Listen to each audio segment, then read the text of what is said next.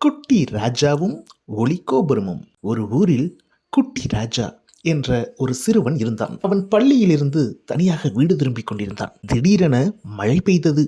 இடி மின்னல். ராஜாவுக்கு பயம் வந்தது. அவன் அங்கேயே நின்று மெதுவாக சொன்னான், எசப்பா, நீங்க தான் என் பாதுகாப்பு.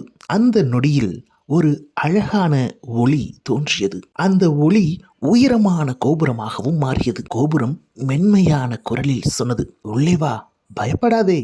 ராஜா கோபுரத்திற்குள் சென்றான். மழை அவனை தொடவில்லை. காற்றும் அமைதியானது. சிறிது நேரத்தில் மழை நின்று போனது. கோபுரம் மெதுவாக ஒளியாக மறைந்தது. ராஜா சிரித்து கொண்டே சொன்னான், கர்த்தருடைய நாமமே என் வலிமையான கோபுரம் என்று. பின்பு அவன் பாதுகாப்பாக வீடு சென்றான். இந்த கதையில் நாம் கற்றுக்கொண்டது ஒன்றே ஒன்றுதான்.